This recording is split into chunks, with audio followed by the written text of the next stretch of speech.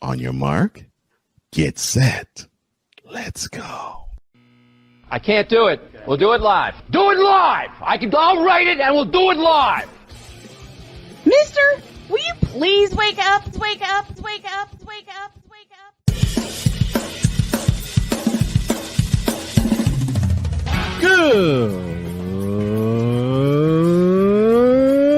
Good morning. Kevin Durant, you should have left California. This Brownsexual upset me in having to bring this teenage idiot from Wisconsin into a sports conversation. Are you really surprised that the Cowboys are giving up on Ezekiel Elliott? Whoa. Hell no! Well, no one cares about baseball. Bitch, are you for real?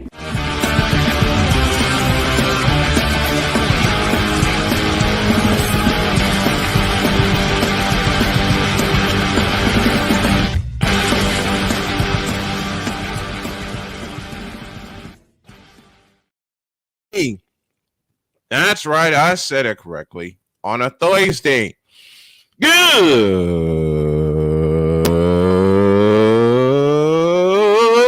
morning.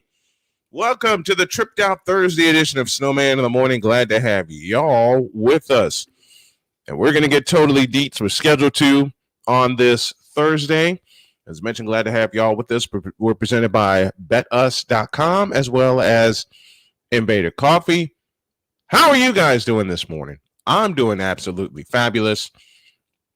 And I don't know about y'all, but I'm ready. I'm ready to roll. Let's go ahead and get this started with the Whip Around presented by Fanatics.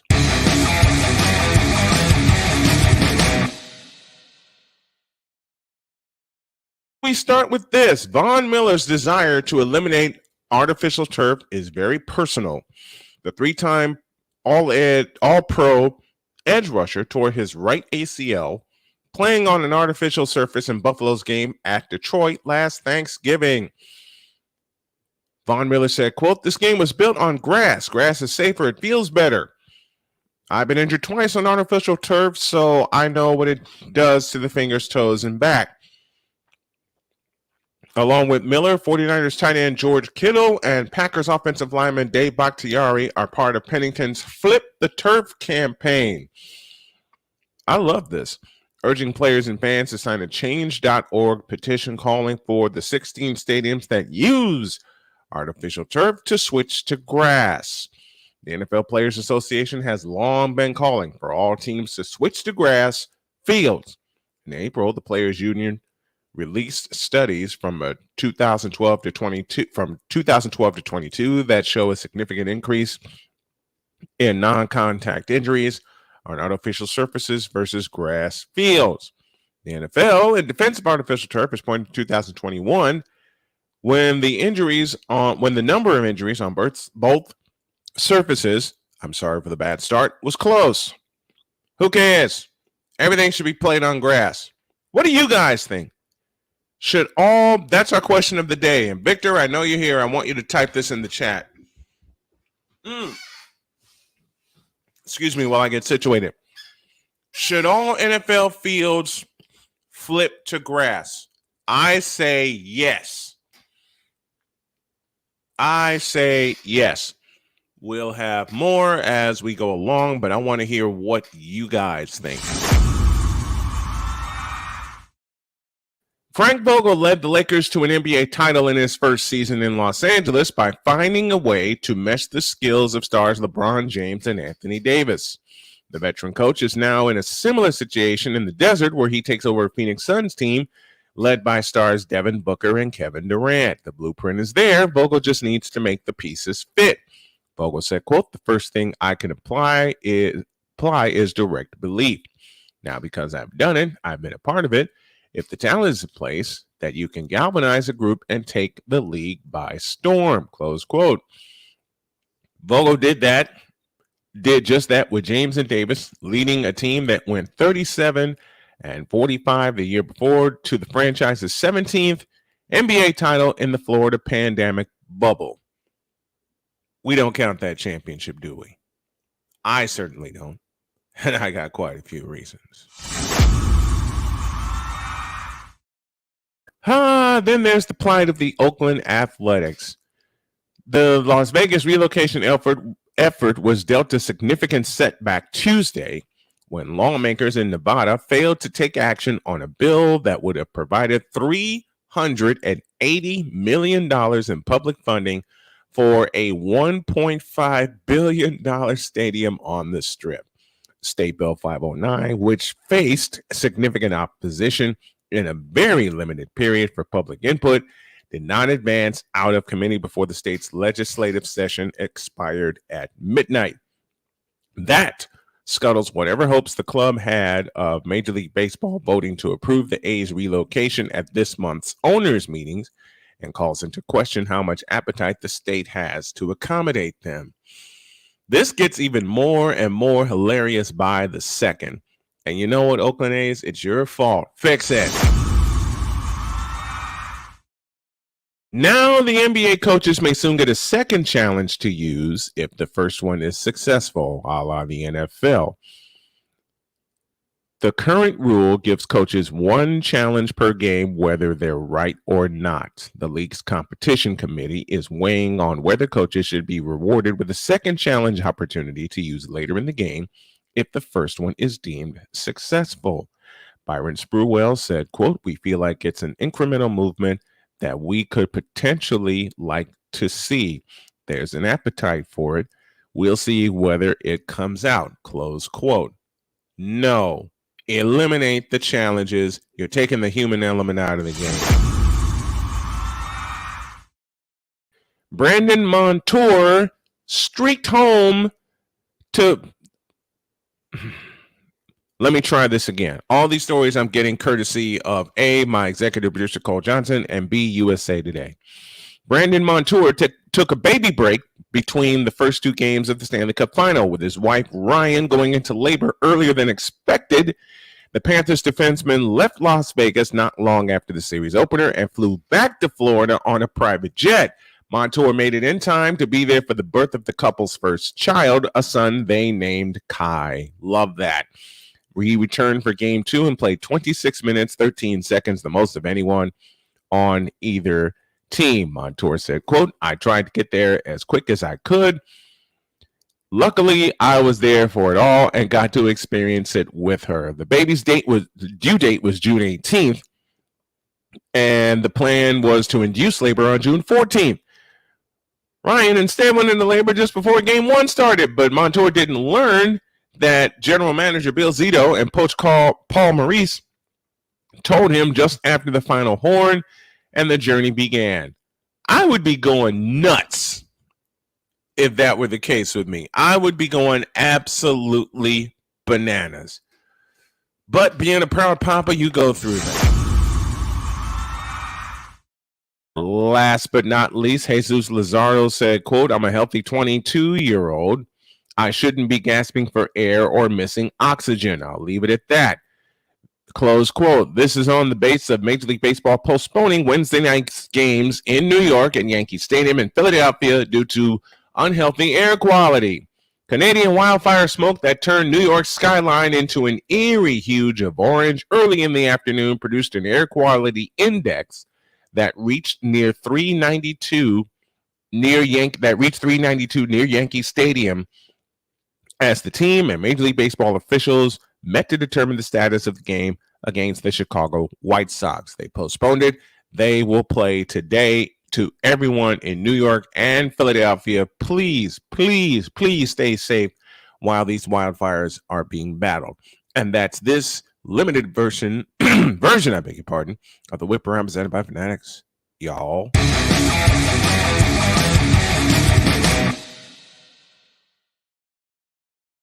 Of course, while I end that, Ryan McCarthy says this: the Minnesota Vikings have informed Dalvin Cook that he is being released. Well, it's about damn time. What's he done for the Minnesota Vikings? Huh? What's he done to help get them toward the Super Bowl? Nothing. I'll leave it at that. Good morning. Get ready for some craziness as we open the doors of Valhalla and get totally deets. We will do that after the break.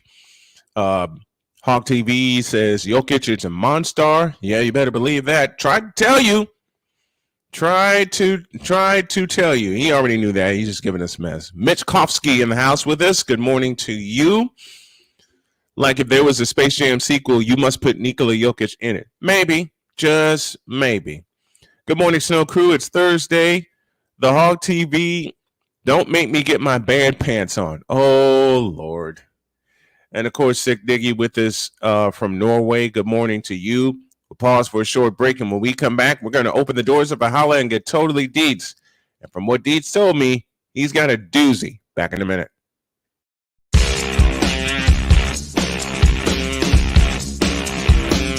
This is Snowman in the morning. I'm in another lane. I'm a different breed. I'm everything you can never be. I'm next level. Next level. Thursday nights are wrestling night on CSTV. Tune in every Thursday night at 7 p.m. Pacific to see all the amazing Next Level Pro Wrestling stars on Thursday Night Throwdown on CSTVNow.com and the CSTV app on your Roku device.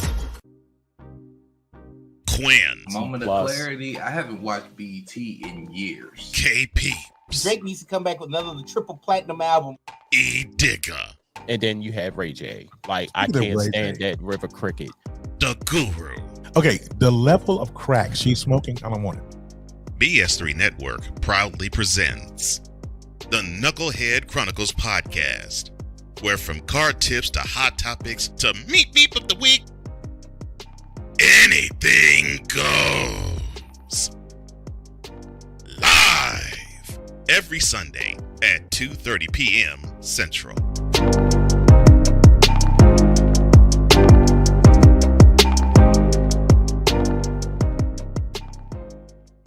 If you're the kind of person that likes to drive a lot and your car is a little bit older and out of the normal warranty, keep listening. What's going on underneath the hood of your car?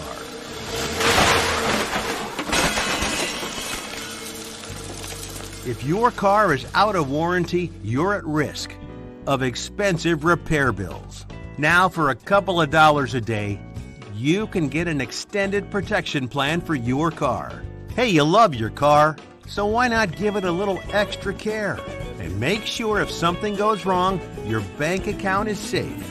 Literally, for a couple of dollars a day, you can give yourself peace of mind that you purchased a top-tier vehicle repair coverage plan.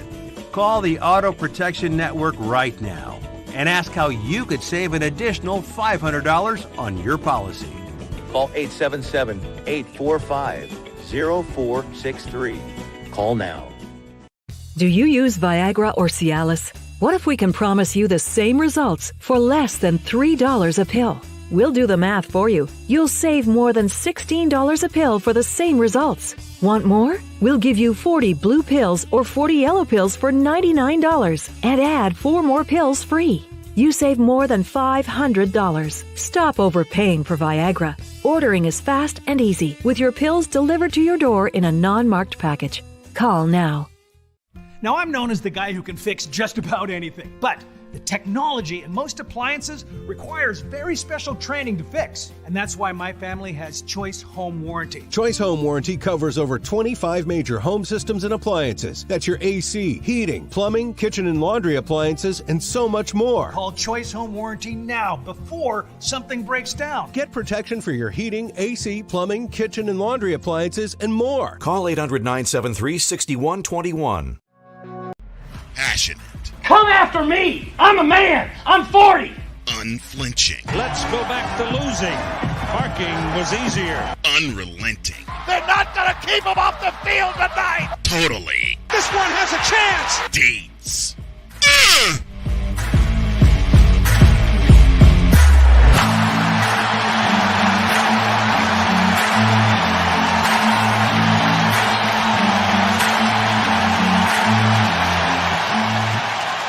That's not just a murmur, that's a full-blown fibrillation.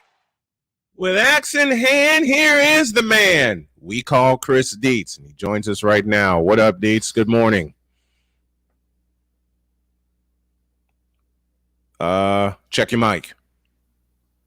My mic? There you go. I got you. Oh, all right. There we got you. How we doing, Dietz? I'm doing all right.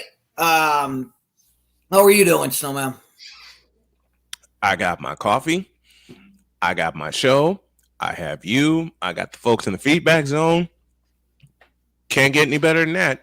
Where did you find that weapon anyway? You found that when? Last year? This one, this was actually a gift from my brother. Okay. My brother gave it to me for Christmas. Okay. So he gave me both. He gave me this and he gave me Mjolnir. So you use both of those to chop the mainstream sports media down, in which you correctly predicted the NBA Finals. By the way, I just love how, you know. I'm a big fan. I'm a big fan. Even though I don't like watching them on TV, but I love Jalen. I love the Jalen Rose show. I used to love Jalen and Jacoby. Right. And Jalen always has his baseball bat. Mm-hmm. So that's where you got that. That's why I say when I'm on I always need my axe. So it's always just something to have. All right, who we chopping down? Who we chopping down today? Well, what we're going to do today is we are going to take a step into the DeLorean. And go back to the future to yesterday, so that Wise can't say, "Oh, it's Thursday." No, we're gonna go back to Wednesday. We're gonna go back to Wednesday, but before we do, we'll do a little setup. Right. So as you know, as everybody knows, the Summer of Greatness has begun. And we kicked it off. We kicked it off live from the bar on Sunday. Mm-hmm. And you know, of course, I'm doing the show live from the bar, and people are starting. You know, they're looking at me like, what the hell are you doing? Like, what is going on? You know, some people are engaged, some people are not, some people are this, that, and the other thing. Of course, when I finish, you know what happens, Snowman. Mm-hmm. I finish my show and I get, dude, I would so come on your show and debate with you. Oh, yeah. I'm like, oh, yeah. And I'm like, I'm sitting right there. I'm not hiding from you guys. It's not like I'm hiding from you guys. I'm sitting in the middle of the bar. I'm sitting in the middle of the bar. Like, I'm not hiding. You want to debate? Come on over. And so, of course, I get all of that. So what did they want? What did they want to debate?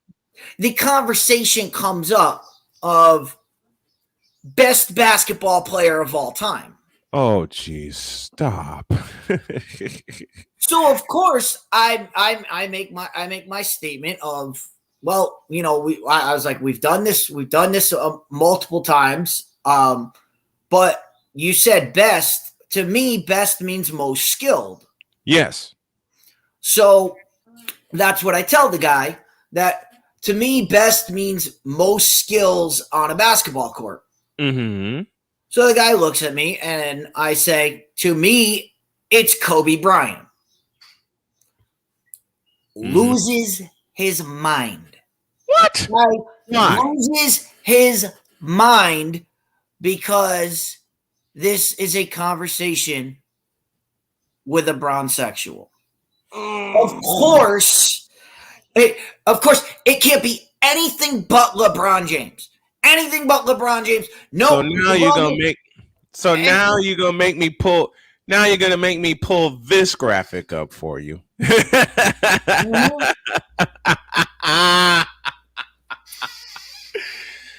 Because then I get the comments of, oh no, how can you run a sports contest and say nonsense like Kobe Bryant's more skilled than LeBron James? And I'm like, okay. Oh, you can't. Oh no, you did not get that one. So I got that one.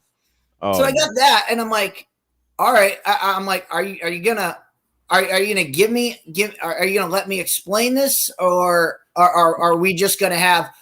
Oh no, there's nothing you can explain. There's nothing you can explain. I'm like, you need to explain your side, sir. And of course they won't. And of course they don't want to explain it. No, they don't want to explain it. They don't want to have. They don't want to have that. They don't want to have an honest conversation. No, they don't.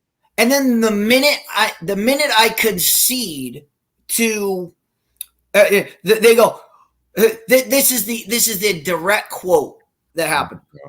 Well, LeBron's a better passer than Kobe, and I'm like, okay, well, I'll give you that one because Kobe was a finisher in the triangle offense, which did not conduce him to being a facilitator. He was the finisher. He was a finisher. Exactly. Where have we seen that? So even though I could bring up the argument. I could bring up cases where Kobe Bryant can pass the basketball. Mm-hmm. I would have to concede it because the evidence is overwhelmingly in LeBron's favor. That's fine. Yes. Right. And so I say passing. All right, passing is fine. See, you're already agreeing with me. I said that's one skill. I said that's one skill. Right. What about rebounding? Rebounding, LeBron's 6'6". LeBron's 6'6", 240. He should be a better rebounder than Kobe Bryant because Kobe Bryant was a shooting guard that didn't get banged down low. Oh, see, I've already got two on you. I'm like, that's two skills. Two skills.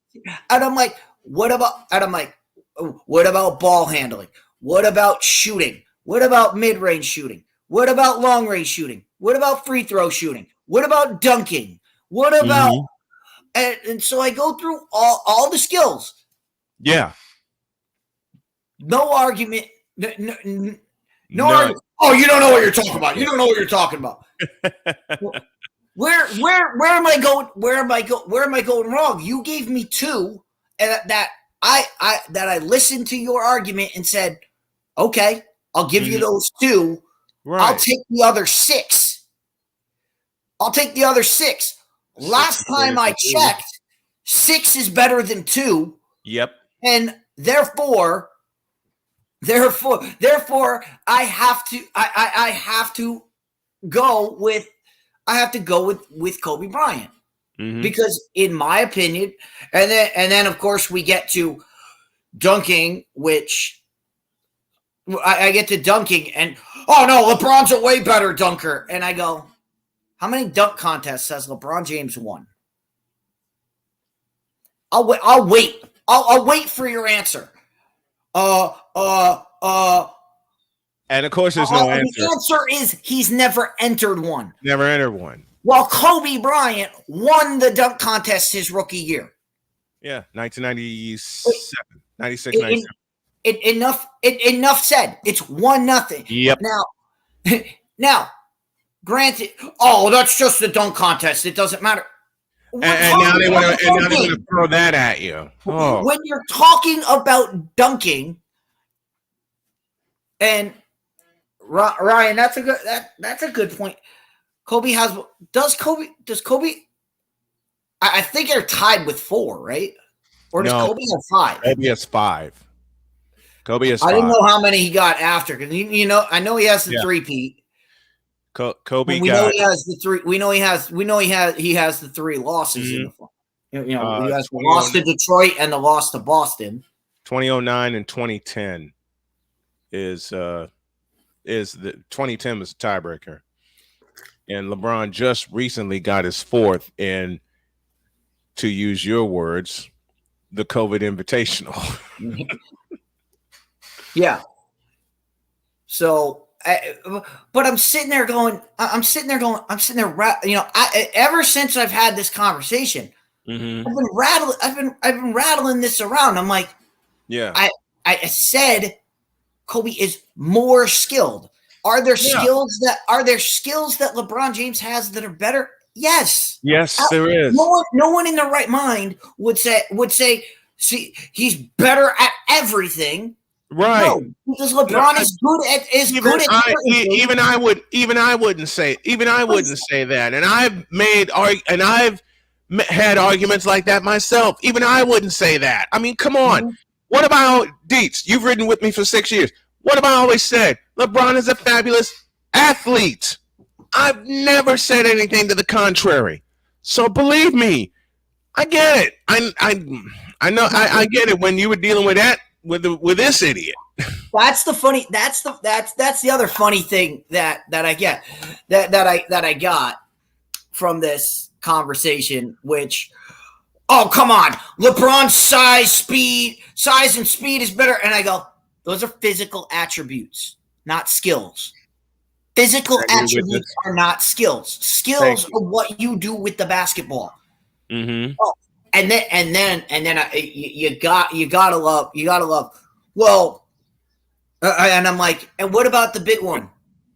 Kobe Bryant. Kobe Bryant's a better on-ball defender than LeBron. Yes. No way. I'm like, how many defensive player of the years for LeBron? None. Big fat 0. Big fat Kobe 0. has 3 that I know. Has 3 that I know of. Mm-hmm. Oh, that doesn't matter. They vote. They just vote. They just voted. How many times? Because that doesn't matter. That's just a popularity. Now they want to say defense doesn't matter. Of all time. They're not. They would have if they had a chance to give it to him. They would, but they've never had the opportunity to give it to him because he's not a skilled defender. Mm-hmm. He's a great chase down blocker. He is a great chase down blocker. Fabulous at that. Fabulous. But the rest of his defensive game is it's not on the par of a guy like Kobe Bryant, who is a lockdown defender. Kobe Bryant was here. Who's your best guy? We're putting Kobe on him so he doesn't get the ball. Mm-hmm. Here's a stat for you. You know I love talking about defense when it comes to players and when it comes to all-time greats. LeBron has been named to the all-defensive team 6 times. All right? Listen carefully. 6 times LeBron has been named to the all-defensive team. You know how many times Kobe has been named all-defensive first team? 9. Ooh. I was going to be close. I was so close. I was going to say 10. So 9 times. 9 to 6. Okay. And between the triumphant that people love putting together, of course, I'm talking about Kobe, LeBron, and MJ. Which one of those 3 is the only one that's won the Defensive Player of the Year award? MJ. 1988. MJ won the Defensive Player of the Year in 1988. And as Cole has said often on this show, and the folks in the chat agree, that wasn't even statistically his best season of the year. It was the following year. It was 1989. I mean, love the fact that Bron has been voted on the all-defensive team, but Kobe has been voted on the all-NBA defensive first team. Big difference, folks. 9 times. It's It's amazing. I mean, it is. Where and we love you, Hawk TV, but where in what world is LeBron James a better shooter than Kobe Bryant?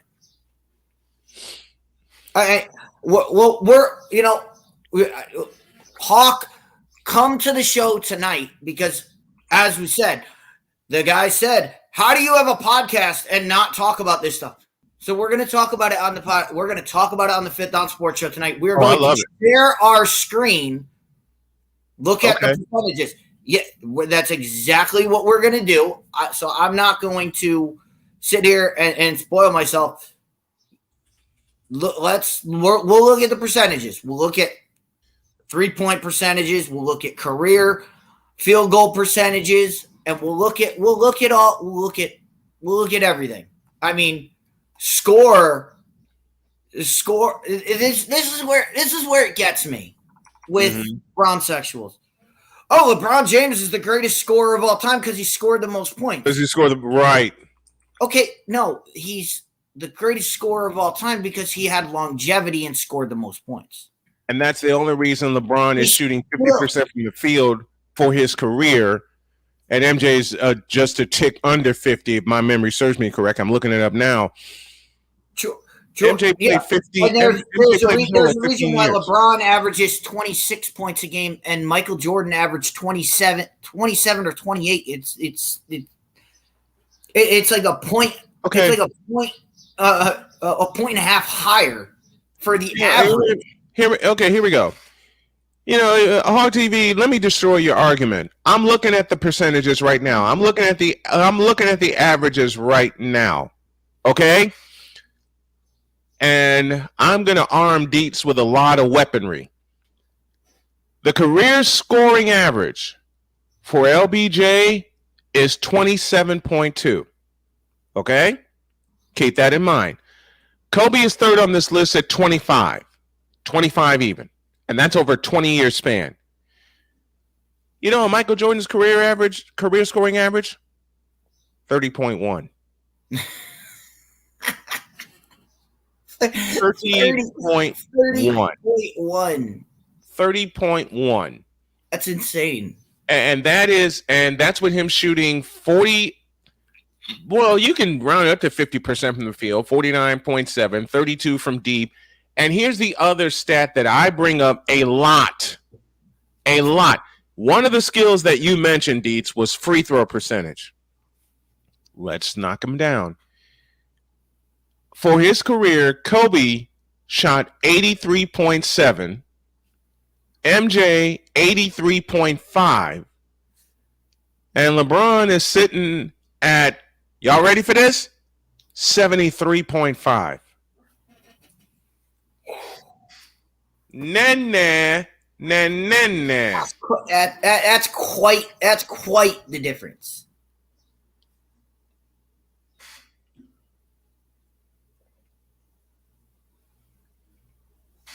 So you're talking about a full 10% points difference between LeBron and Kobe and MJ. Oh, you're talking a full 10-point difference.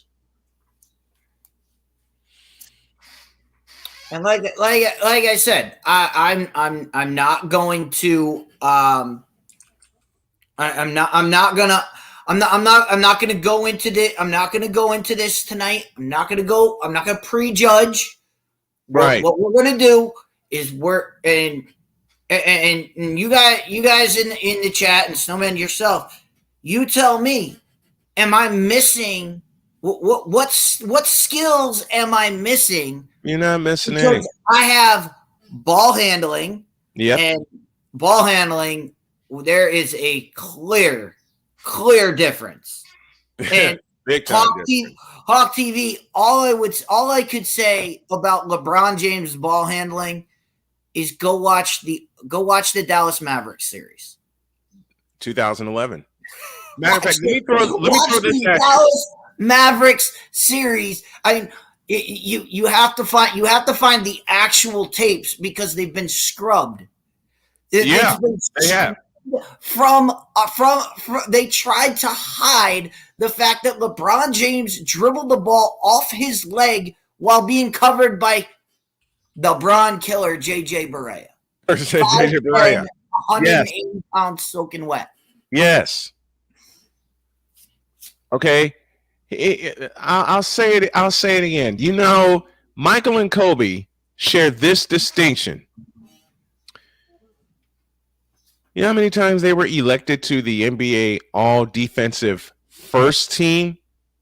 Each of them, Michael Jordan, Gary Payton, Kevin Garnett, and the late great Kobe Bryant, share the NBA record for NBA All Defensive First Team selections with 9. 9. And remember, MJ played only 15 seasons. So to be elected to an NBA All Defensive First Team 9 times out of 15 seasons, that's something.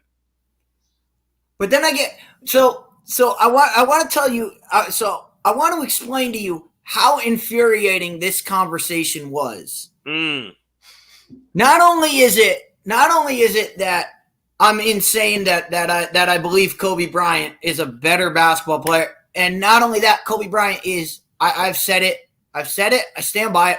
Kobe Bryant is the best, most skilled basketball player I have ever seen play basketball. And I won't even offer an argument. But I get called. But here's the funniest part. Oh, you're just biased. I'm biased. Let me repeat that. Please do. Let me bring this up for a minute. There you go. A Boston Celtics fan is biased because I believe Kobe Bryant is the most skilled basketball player I've ever. A Laker. I'm biased because I think a Laker. And I was thinking about my list of best basketball players of all time. Right. Number two on that list is Kareem Abdul-Jabbar, who played for the Lakers. The third on my list is a guy by the name of Magic Johnson. A Laker. The top 3 on my list are all Lakers, but I'm biased by my fandom. Apparently my fandom makes me biased to over. Oh, you just overlook them because you're a Celtics fan. Wait. Lakers are most hated rivals, but I can't deny the. I can't deny. You know, my first favorite player was Julius Erving.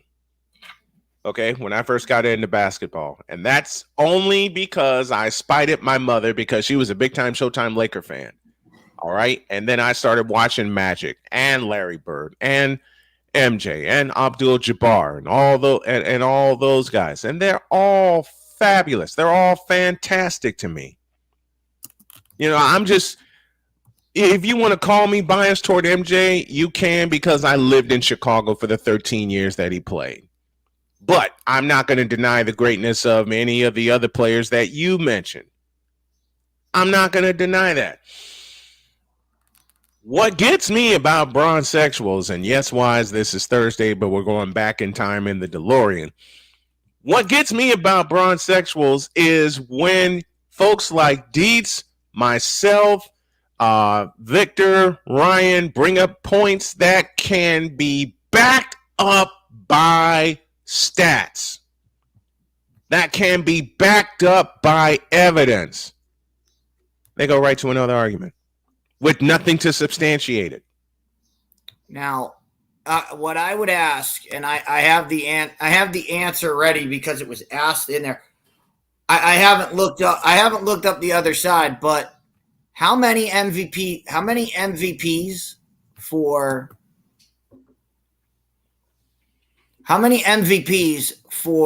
LeBron James? 4. LeBron has 4?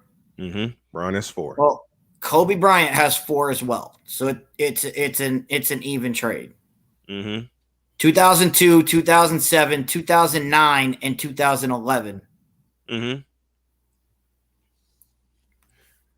So, more strong, my ass.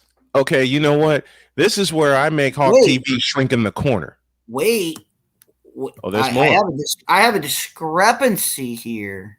A discrepancy? What kind of discrepancy do you have, sir? It according to this list, unless LeBron's won one since 2020, since February when this one, according to this list, LeBron only has 3. You might be right. It says youngest player to ever win the award, LeBron James, is currently on 3.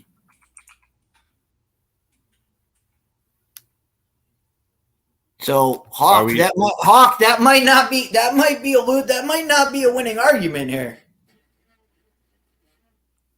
Now, like I said, we'll use our sources to. He has 4. He has 4. Okay. 2009, 2010, 2012, and 2013. Okay. 12 and 9, 10, and so they were both repeats. 2009, 2010, and then 12 and 13. He won MVPs. But the best part about all of this, the guy I love dearly, who originated wearing number 23, has got 5 MVPs.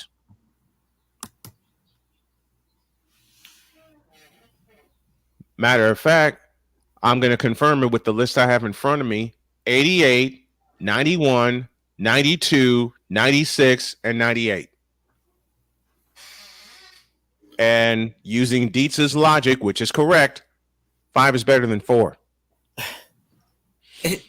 And you pointed that out to me, Dietz, when you and I had a fun argument about Brady versus Montana. So I decided to take what you said to me in terms of Super Bowl championships. I decided, okay, I'm going to use that line, and remember, I got this line. I got this line during this argument as well. If you remember, back in the days when LeBron was there, and everybody said, LeBron can win it every year, so that's why they don't give it to him. Well, you heard that too? Right? So the guy said, well, LeBron didn't win as many as he should have because they just didn't give it to him. And I'm like, says you. I'm like, what are you talking about? I can't go back in time and make them give LeBron James an MVP. All I can do is go by what is said, what we saw, and what was given out. You can I ask a question? What could have done? What they.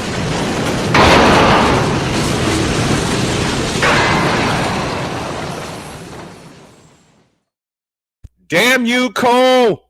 I promise I did not push that button. I promise. but in order to drive this argument home, and Victor is correct, Derrick Rose won it in 2011. I'll throw another point. And good morning to Tom O'Boyle and the folks at CSTV. Based out of Northern Nevada, out of Reno, Nevada, and our West Coast audience from Reno to Sacramento. I'll throw this. We all want to talk about, the number of MVPs that LeBron has. Kareem's got 6 of them. Do you know Kareem Abdul-Jabbar's got 6 of them? 5 of them came with Chris's hated rival, the Lakers. The Lakers. You can't argue this stuff, man. You can't watch this stuff, and you couldn't watch Kareem Abdul-Jabbar and look at the skill level that he had. Not only did Kareem have such great skills, he was so overskilled that they tried to take skills away from him and make dunking illegal. So they made it illegal to dunk the basketball his freshman year of college because that's all he could. That's what they said. That's all he does. He just dunks on people. So we're not going to allow him to do it. So what did Kareem do? He was so skilled. He created his own shot. He created the skyhook, the most unblockable shot in the history of the game. Not only the most unblockable shot, the most indefensible shot. Yeah. The most indefensible. The two. I've made this argument the two most indefensible shots in the NBA, the skyhook and MJ's fadeaway. But the most indefensible shot in NBA history is that skyhook, because when I played basketball, I tried that skyhook and it just didn't work out. I mean, you can't. That skyhook is teachable. You can't teach 7'2", 265. Right, and then Kareem invented the sky. Nobody had ever done it before. No one had ever done it. And then Hakeem Olajuwon came on and took it to another level. Took it to the next level with the Dream Shake. With the Dream Shake. Here, let me go back to '85, the NBA World Championship Series. And to answer your question, Hawk TV, that's a draw, because the times are different, so the skills fit the times. But the most indefensible shot is that skyhook. Imagine if Jokic had that skyhook. Good Lord. And I love Nikola Jokic. Love Jokic. Okay? Let me take you back to 1985, the World Championship Series, when it was called the World Championship Series. Thank you, CBS. We're back. We're in Game 5. We're in the Forum. You know, Parrish and Kareem went back and forth for about a good 4-minute stretch in the fourth quarter. Matter of fact, Parrish hit a couple of shots. Larry Bird hit a couple of shots, including an over-the-head flip on an offensive rebound. Where'd the Lakers go every single time? Where did the Lakers go? You can answer this question, Dees. Where'd the Lakers go every single time down the floor in the fourth quarter? Who'd they punch the ball to? Kareem Abdul-Jabbar on the block where he should be. Thank you very much. And each time where he should be. And each time they let him make the decision. They let Kareem make the decision. Am I going to beat him with the skyhook, or am I going to kick it out to somebody who can hit a jump shot? On 2 occasions, Magic hit a runner and a jump shot. James Worthy hit a jump shot. And the other times, Abdul-Jabbar took it himself. And I love Drew. I love the Showtime Lakers. Okay, my mother got me hooked on the Showtime Lakers. I miss you, Myrtle. That's my mom's name. I miss those days. But again, to answer Hawk TV's question, the times are different and the skills are different. I mean, Nikola Jokic today is the most skilled center, period. But put Jokic in Kareem's time, I say Jokic develops that skyhook and finds a way to use it. It would be close. It would be close. It would be between the two of them. I mean, long range would definitely go to Jokic. Yep. Ball handling would go to Jokic. But then they're both even. But in their strength. Defense is something we got. You know, that's one that would be a toss. Would be a toss up. Would be available. You know what this would be like? This would be like Jokic versus Kareem would be like a presidential election. Yes. You know, in the presidential election, you always have your red states and your blue states, and you can say, all right, this state is definitely going to be the Democrat. This state's definitely going to be the Republican. And there's Florida and Ohio, which are toss-up. Yes. That's what would happen with Jokic versus Kareem is you'd go through the list and say, all right, this one is definitely in this one's definitely in Kareem's corner. This one's definitely in Jokic's corner. And then you have to see where the toss-up is and where they are. And there are quite a few toss-ups. All right. And to take one shot at Hawk TV before we go quickly to a quick break. Unlike LeBron, Jokic can hit his free throws. Last night proved it. Let's go to a break. We're in the doors of Valhalla. We're in the midst of being totally deets. And when we come back, we'll take you to the top of the hour and through the second hour. Back after this. This is Snowman in the Morning.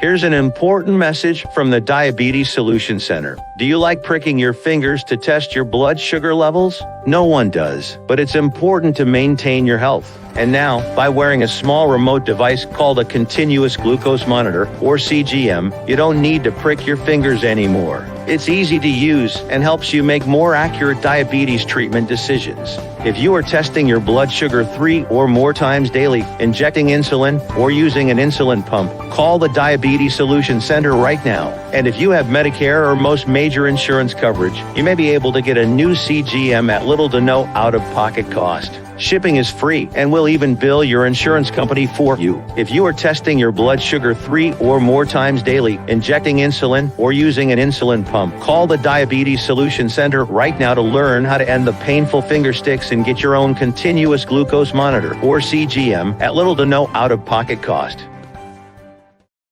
That's why we here on this platform. Marriage, a loving splendor, a daily grind. Such is the case when Damien and Jamie get together and chop it up, for marriage is real. Let's just lay it all out here. Let's just be real with it. Join this wonderful couple who keeps it real and always in love. BS3 Network proudly presents Marriage is Real, where love is the only thing that matters. Live every Tuesday at 8:30 Central.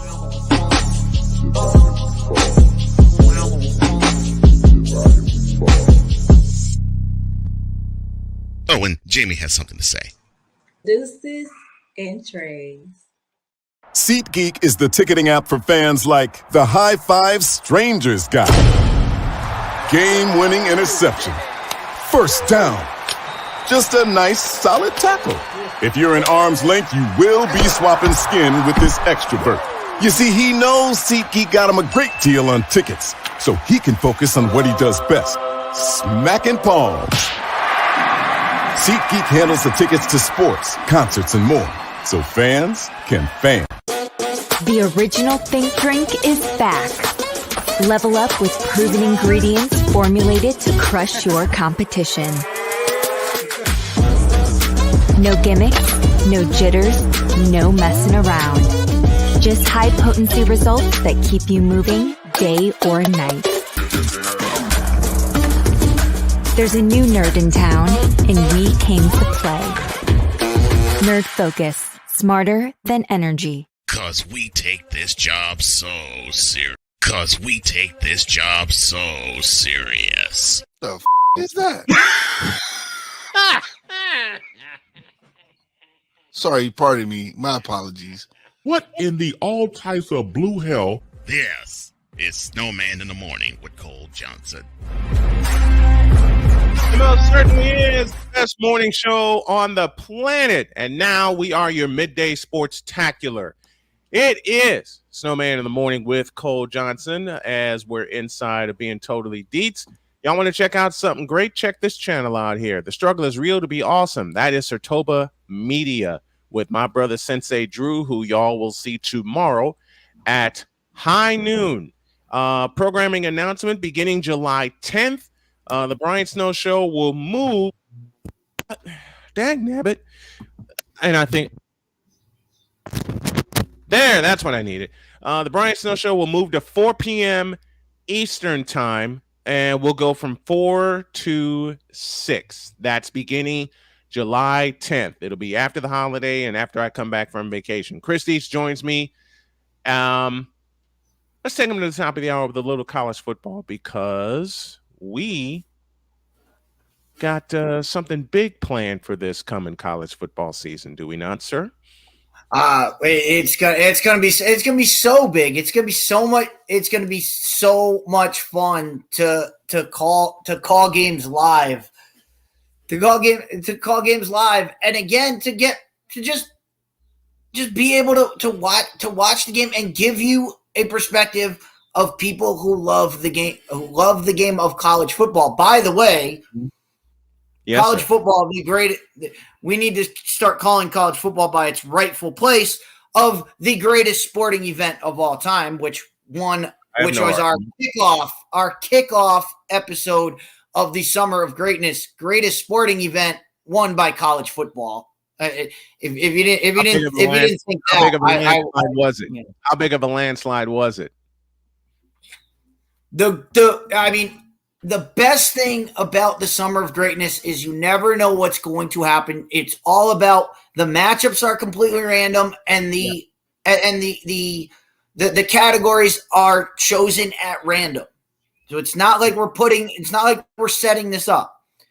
However, second round matchup, we had NFL versus the NFL, an NFL football game versus open wheeled racing, which I put to the Indy 500, the Grand Prix, all of that kind. More. I was thinking more F1 because I wanted it to be F1 as opposed to NASCAR. I didn't want to lump racing together, so I split it. Okay, let me say hi. NFL versus the NFL versus basically F1, and I'm gonna like that. We let the judge pick. We let as we call him the judge. He's a patron at the bar. We let him pick the category. Right. The category he picked was the more international sport. Let me say hi to Just Fans Podcast. Go subscribe to his channel. He says, "Morning, y'all." Shout out from Houston. So the NFL got knocked out in the second. NFL got knocked out in the second round. Once the NFL got knocked out, you knew college football was going to say.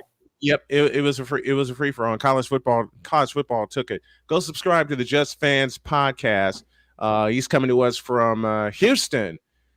So a shout to them. Subscribe to his channel, and y'all subscribe to this one. Snowman Multimedia is the target that you're looking for. We're at the top of the second hour. Dietz is hanging out with me. One more subject for you before we let him go, but we have to do this correctly and send y'all into the second hour of Snowman in the Morning, and the second hour begins right now. Time for hour 2 of this spectacular. Ryan McCoffey now joins us this morning. That's what you need to do to beat Josh Allen. You need to make him uncomfortable. Hour 2, time for some Spivey notes. And here's Jay. Well, I know he's only in his third year, but they're just wasting Justin Herbert. Hour 2, the hardest working content creator I know, the playmaker. Hey, LeBron James, the greatest scorer of all time. Hey. Hour 2, the one, the only Christopher Dietz. They rewarded Ohio State for not playing, and they punished USC for playing. Hour 2, Sam Shady. Oh man,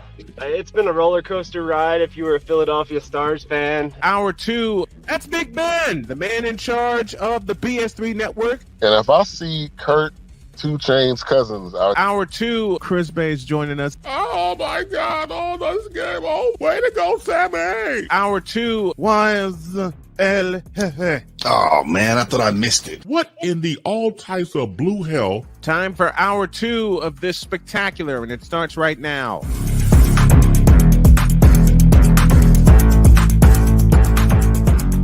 One minute after the hour for hour 2. Dietz hanging with us as we give y'all a preview of what we're going to do for college football season.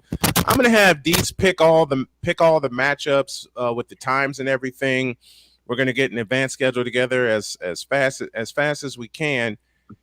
But we're going to give y'all college football coverage the way it's supposed to be. The way it's supposed to be. Let me just leave it right there. The way it's supposed to be. Not like how these other networks are doing it. We're giving it to you from a fan's perspective. I mean, you look at how these networks these networks that have taken over, they have given their way to we're gonna bring people on who we're gonna bring our Sunday announcers on, people who talk the NFL, who talk about the NFL all the time. We're going to bring them on and let them do the college. And what does it turn into? It turns into, well, this guy's going to get ready for the draft. It turns into let's just make this about what they're going to do at the next level. Yeah, it's not long about draft. It's about what's happening right now. Embrace the game that's happening right now on the field. We got plenty. There's plenty of time to talk about what this guy's going to do on the next level. Let's enjoy what's happening at this level. What they're doing at this level is much more important. I think how I know how we can send you out of here and on to your day And this is the question right here, courtesy of Victor Locke, as he's well known. Here's a question. What is the one thing that Cole created that had gotten you in trouble? You don't know the one thing that has gotten me in trouble. And I can play what has gotten Victor in trouble. And it's this. This moment of bronze sexual stupidity is brought to you by Hooked on Bronix. When you start talking like an idiotic bronze sexual, Hooked on Bronix can set you right. Call 1-800-YOKAY. Real LJPM, now approve all this. And I will admit that's gotten me in trouble too, as I've told this story on the air, and I'll tell it here for a great laugh. Wife and I were reading like a little marriage quiz, and the first question was, what is one thing that your partner says a lot? Now, I can't repeat the answer I gave for my wife here on the airwaves. I can't do it. But I can repeat the answer that she gave before I even completed the question. So I started reading the question, and out her mouth comes bronze sexual before I even completed. My daughter was laughing at that mess. And my daughter does not like sports at all. And you know what, Victor? You're right. You know what's one thing that Cole created that got Victor in trouble? It's marred by Wise's words of, "Oh man, I thought I missed it." Of course, we're talking about Uncle Foot or Uncle Lori. I was gonna say that's what got Victor. That's the genius. That's the genius. When it was Uncle Foot, and then she becomes then she becomes Mumra. That was great. Mumra. That is all kinds of Cole genius. I'll tell you what got me in trouble. I can't just point to one thing that gets me in trouble with because of Cole, but I can tell you the chief thing that gets me in trouble, and it's this. In a world where partial greatness is celebrated and total greatness is shunned. Just hearing that, I don't have to play the rest of it. That gets me in trouble because I'm often told by everybody, look, it ain't Wednesday. And you know, Wise is the chief one for saying that aloud. And like, look, it's not Wednesday. And he would often say, don't do it. Don't do it. And Ryan says, I'm still dead next to the beaches of North Carolina. My spirit may still be around, but my body is currently in the Outer Banks. What happened that morning? Ryan was on vacation. He joined us from vacation. I mistakenly recited the chant. Of course, that's from the cartoon Thundercats. I recited the chant that brings Mum-Ra to life, and all you hear Ryan McCarthy say is dead. And we come back from playing it, and you see Ryan just out like this. I still got to go. I still got to go. I think number one, the genius of Cole is to take what somebody said. When Chris Bass created Stupid University.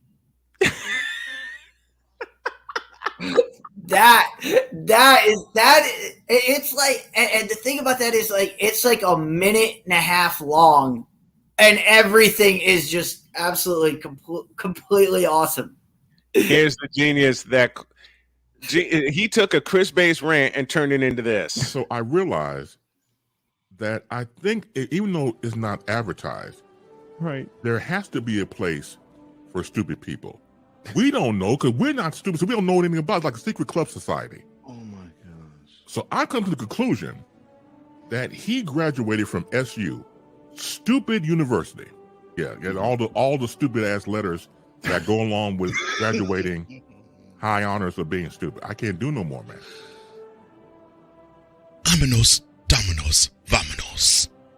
Stupid University, where everyone graduates. Magna cum stupid. He had to give it the John Houseman voice. He had to give it the John Houseman voice.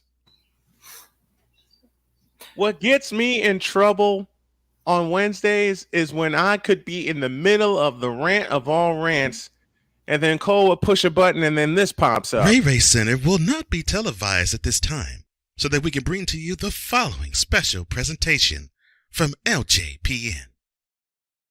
The first time I did that, I voiced it, and it just comes back. It comes back to me, and you hear Cole evilly in the background, and I said, the following is a special presentation of LJPN. And then you just hear Cole go, oh, yes, it is. And I'm already cracking up because a second later, this was unearthed.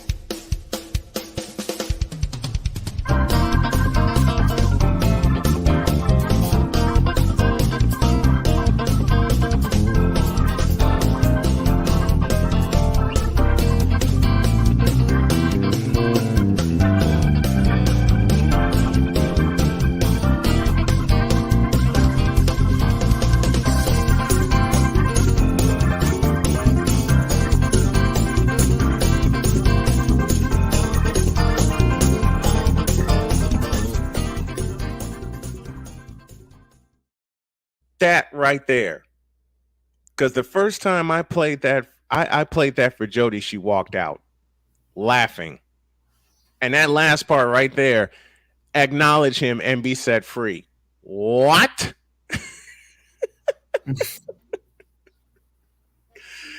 More of the genius of Cole Johnson. And when the LJPN started to take off, someone in the chat said something about this. LJPN is sponsored by HoFacts. Before she hoe, and you gotta know, tell her to show me the HoFacts.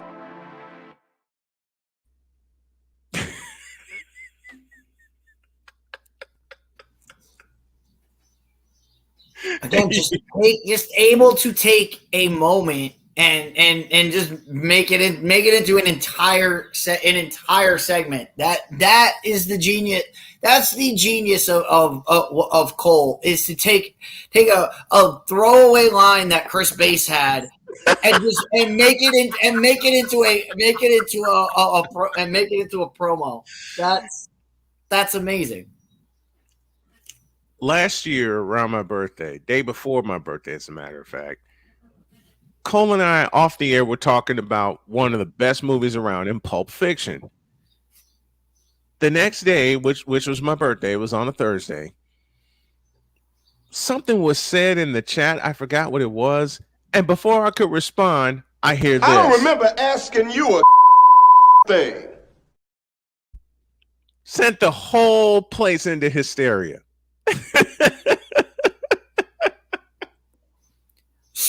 Speaking of, and I'll send them to the chat. I've got a couple good one. I've got a couple good movie clips that Okay. I think you and Cole will appreciate in adding to your repertoire. All I right. found some good ones. Okay. I'll preview them for you. I can't do them justice though. It's the scene from Ghostbusters when he's when he's given the shock therapy. I'm getting a little tired of this. Now I gotta find it. I've already got it. I'll post them in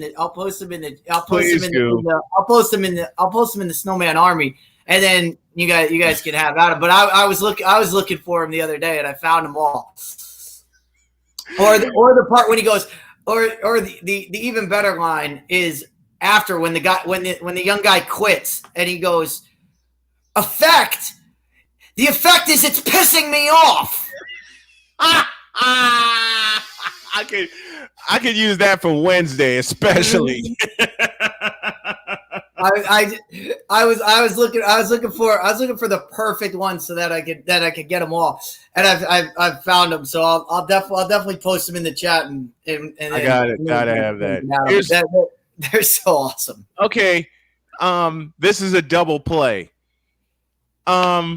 We were talking about a game, and then Cole does this.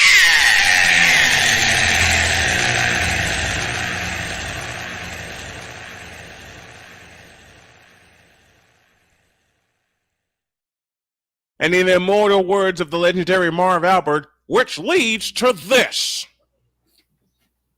'Cause we take this job so serious. The f is that? Sorry, pardon me. My apologies. What in the all types of blue hell? This is Snowman in the Morning with Cole Johnson. That actually happened. That happened live on the air.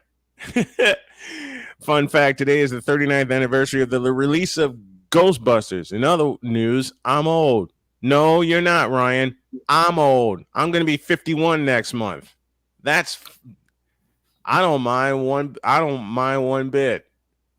I'm as old as that movie Ghostbusters. I don't even have to watch the movie anymore. I can recite the entire movie off the top of my head. I can recite the entire movie, and so I don't even. I can watch the movie anytime I want because I can just go. I can do well. I always say this. I can recite 99% of Ghostbusters and Ghostbusters 2. The entire both movies.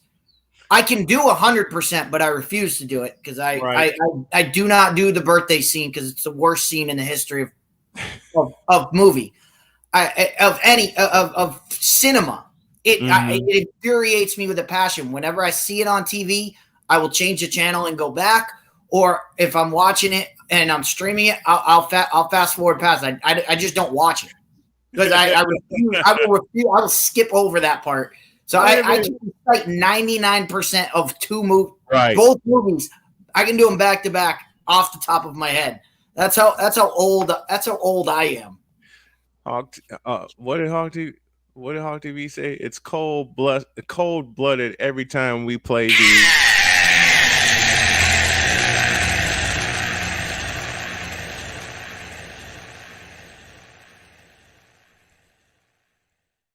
And then I decided to cut one of my own off of a LeBron rant. You fool! And the quote associated with that, I'll have to explain it another time. That's Chris Deeds joining us here as he does every Thursday for this edition of Totally Deeds. Brother, also always a delight to have you. Love having you on. As long as I'm breathing, you got a spot on the show, man. Always great to be here. Can't wait for Saturdays to come. But just to wrap this whole segment up, as I was told by multiple people after doing the Summer of Greatness, I'm coming on, and we're going to debate. Snowman, when have I ever said? No, don't come on the show. You disagree with me? Don't come on the show. I have said it from day one. Why we still have an open phone line for Thursday nights. Why we still have an open phone on every show that I do. Open phone line. We put the in the YouTube chat. We put the StreamYard. You want to disagree with me? Come on the show. I love to hear other people talk. I love to hear the other side. And I love every single time I get, I'm going to come on. Okay. When you come on, we'll have this conversation. I'll believe it when I see it because I've been told that many a times. Oh, I'm coming and you won't be able to handle it. Okay. Let's go. Well, Hawk TV tells me the same thing, and he's too chicken to come on and debate with me. And of course, I'm kidding. As I say that, but it's so much fun whether you're here or I'm on with you doing Fit Down Sports. Because unlike others, when I tell Deets I'm coming on, and we have so much fun going back and forth. Thank you, Deets, so very, very much. I love you, brother. We'll do it next time. Absolutely. And we will be live again Sunday. We will be live at the bar. So if you want to have it in person, come on down. You want to destroy the Summer of Greatness? Come on in and debate whatever. come to the bar. Show up. We'll sit you right in front of the camera. I'll move my seat over. You can share the screen with me. Show up and show out. Show up. We'll have some drinks and we'll hash it out. So good. There's a lot of people that want to have different discussions with me. Of course. And all I can say is, bring it on. Bring it on. Like I said, I'm not hiding. I don't know. I don't know how. You've never, in the time that you and I have been friends, which is now almost 7.5 years, you've never hidden. Because I'll bring a subject up on my show, and Deets will be the first one to look. Snowman, I'm coming on, and we're gonna hash this out, and we do, and we have fun doing it. Thank you, Deets. Exactly. All right, man. Passionate. Come after me. I'm a man. I'm 40. Unflinching. Let's go back to losing. Parking was easier. Unrelenting. They're not going to keep him off the field tonight. Totally. This one has a chance. Deets.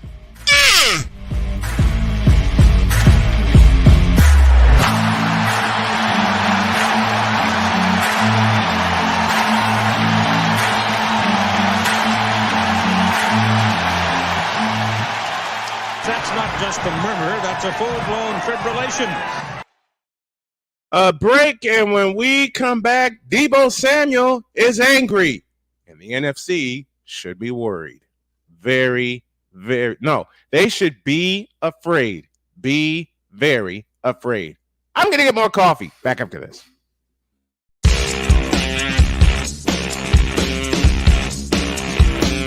This is Snowman in the Morning. I'm in another lane. I'm a different breed. I'm everything you can never be. I'm next level. Next level.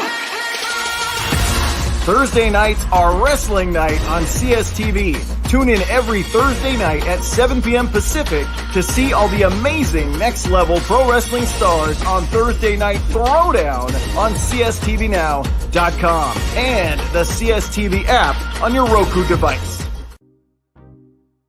Quinn. Moment of clarity. I haven't watched BET in years. KP. Drake needs to come back with another triple platinum album. E Digger. And then you have Ray J. Like, I can't stand that River Cricket. The Guru. Okay, the level of crack she's smoking, I don't want it. BS3 Network proudly presents the Knucklehead Chronicles podcast, where from card tips to hot topics to meep of the week, anything goes. Live every Sunday at 2:30 p.m. Central.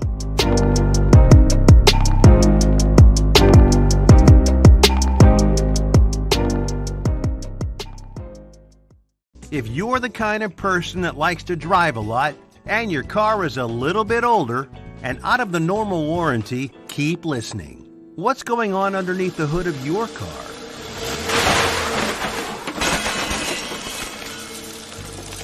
If your car is out of warranty, you're at risk of expensive repair bills. Now, for a couple of dollars a day, you can get an extended protection plan for your car. Hey, you love your car, so why not give it a little extra care? And make sure if something goes wrong, your bank account is safe. Literally, for a couple of dollars a day, you can give yourself peace of mind that you purchased a top-tier vehicle repair coverage plan. Call the Auto Protection Network right now and ask how you could save an additional $500 on your policy. Call 877-845-0463. Call now. Do you use Viagra or Cialis? What if we can promise you the same results for less than $3 a pill? We'll do the math for you. You'll save more than $16 a pill for the same results. Want more? We'll give you 40 blue pills or 40 yellow pills for $99 and add 4 more pills free. You save more than $500. Stop overpaying for Viagra. Ordering is fast and easy with your pills delivered to your door in a non-marked package. Call now. The following is a public service announcement from Wise El Jefe. Boston. This has been a public service announcement from Wise El Jefe. 'Cause we take this job so serious. The is that? Sorry, pardon me. My apologies. What in the all types of blue hell? This is Snowman in the Morning with Cole Johnson.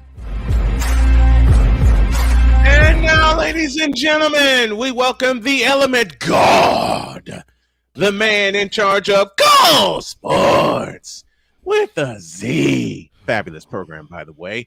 The one and only Cole Johnson joins us. How are you, my man? Great to have you as always. Oh, thank you. Not the Element God. Oh, Lord. Hey, you started it, and I have a bonus. Victor Locke joins us, a.k.a. Victor Locke. Good morning, my man. Good morning, Snowman. What's up, Victor? What's up, man? How you doing, Mr. Cole Johnson, Mr. Cole Sports? By the way, amazing show yesterday. Indeed. Victor. And look, before you continue, Victor, yes. man, look, thank you for showing love to Cole Sports. Thank you for showing love to Mentality, man. I totally appreciate you and your support, man. Thank you. Thank you. Hey, you guys are putting out award-winning content. I'm going to follow. Hey, much appreciated. Victor's been with me since I was at Chicago State, getting my footing there. And one of the first things Victor told me when I was handed a 2-hour show, I was handed a 2-hour slot. Mm-hmm. And it was only supposed to be weekly. Nope. I got yanked aside by John Kalidas, and he said, 5 days a week. And it was after a Monday. It was after Monday. Yeah. Mm-hmm. And John yanked me aside and said, what are you doing the rest of the week? Nothing unless I have to go. You're on 5 days a week. Huh? Yeah. Because originally we were just only doing Tuesdays. Yes. We were only doing Tuesdays, and it was 120 minutes. John said, no. I need you 5 days a week. I marched right into the computer lab where Victor was. I playfully drug him by his neck, and I said, we got to talk, and we have to talk now. And, of course, Victor responds, and I know I'm being playful, Victor. Victor responds with, what you mean? That is it. That's a new thing. And I told Snowman on the Brand Snow Show that when I had conversations with those people we talk on Wednesdays, yes, someone actually was, what you mean? Damn. What you mean? Oh my God. And the person spelled it exactly how I spelled it, exactly that way. That's why I'm not surprised. I figured you got that from whomever spelled it that way. And this was the Chicago one who did that. Yeah. This is the Chicago one who did that. Like it's like what, the WATCHUM with a whole lot of E's in. Yes. Yes. It was WATCHUMEEN.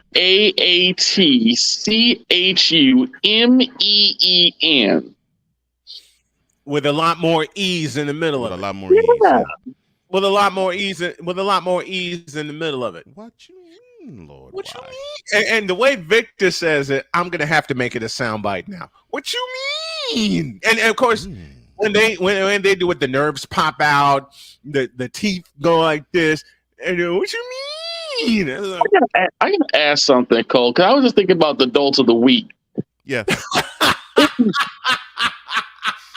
Do we need to give Kyrita some Tampax or something, because this man's on a perpetual period all the time.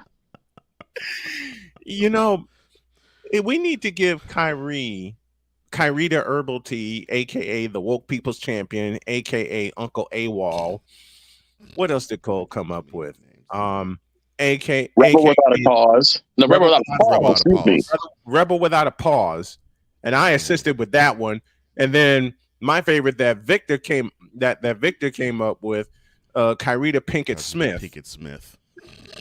It's just every time he's on a perpetual period, he's mad about everything. And I'm like, what is the matter with you? Sounds like LeBron, but we're not. Hey, sounds like LeBron, but we're not going to say that aloud, are we? I'm like, dude, you really are a black Israelite. Oh, I didn't mean to say that on air. My bad. I will say about LeBron. LeBron tends to let some things roll off his back. He does get a little in his feelings in some cases, but there are times where he has been called out and he's ignored it, let it go. Kyrie, anytime you even speak her name, it's almost like he even says Kyrie.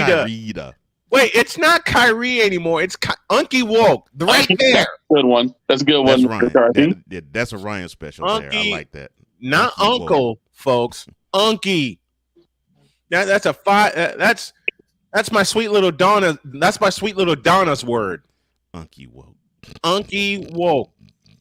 And you know, if my baby girl were here, God love you, Donna, she would say it in just that way and put the eyes behind it. And I try so hard not to laugh. I don't understand how someone can be that sensitive and play such a contact sport like basketball. I don't understand how that's possible. I got a few names on that list, but I'm not going to say them aloud. I mean, Kevin Durant's getting there because every time someone says something about him, he has to open his mouth. Kwame Brown, same thing. Which is why Kevin Durant ran his punk ass out of California, and he should have never left. Durant has opened his mouth and about 10 other Twitter accounts. See, and what was the clip you put in for me, Cole, at the top of the show? Should have never left California. They should have left Northern California. Should have never left Northern California. But all right, people got in his ear, and it was like, and then number 7 happened. And what did he do? Yeah. In 3 years in Brooklyn, what did nothing? But you, that wasn't because of you. That was because of the team. Why don't you go to another team? And be the reason why you won a ring. And he's been struggling ever since. Isn't it supposed to be because of a team? I mean, they let Kevin because of a team. They let Kevin Durant cook in Golden State for 3 years. He didn't have to worry about anything. You know how, Cole, you always point out the best we saw in Miami is when Pat Riley put a foot. Best of LeBron that we saw was in Miami when Pat Riley put a foot in his ass and said, "I do the GMs." And you said it. You said it yesterday. Yeah, I do the GM stuff. You play ball. Get the hell out of my office. Yeah, and LeBron, all LeBron had to concern himself with was just playing ball. That was Kevin Durant when he signed with Golden State. LeBron ever had. And and Golden State, that was the best 3 years Durant ever had. And we saw the best, and I'll borrow your statement, Mr. Johnson. That was the best we saw of Kevin Durant when he was just allowed to play basketball. But he was not, he didn't want or need to be the captain of the team. Was he the leading scorer for those 3 years? Of course. Yes. And I've gotten a meeting argument back then about, well, Durant's the leader of the team. I'm like, no, he's not. Between being the best player on the team and being the leader of it. The leader of that team is obviously Stephen Curry. It's Stephen Curry. Yeah. And if you think about it, the leaders of the team are the Splash Brothers. That's what they were That's what they were drafted for. Yeah. The leader of the team is Steph Curry. The leaders are the Splash Brothers. All Kevin Durant had to do was play basketball. That's it. Was he the leading scorer on the team? Every single year. Every single year. And that was by choice. And I don't mean by Durant's choice. I mean by Curry's choice. Because he's like, look, I know I can get my points. I could score. But we'll be better off if you similar conversation, but probably in a little less terse fashion that Wade had with LeBron after 2011. It's like, look, dude, I know this is my team, but you're the best player on the team. You got to pull this wagon and be the lead scorer of the team. And they didn't have to say that much to Kevin. All Steph did was look at Durant and say, "This be you." And that's why I said it was less terse. It was like, be you, dude. And Steve Kerr figured it out. Steve Kerr figured it out. Speaking of figuring it out, when a wide receiver who is one of the most versatile players on the team says he had an awful year in every aspect, every other team in the NFC should be afraid. Well, I'm gonna tell you right now. Whenever I think of Deebo Samuel, I think that when he comes out next year, he should ride a bike. He should ride a bike and have that classic Friday song when Deebo start riding over. You read my mind.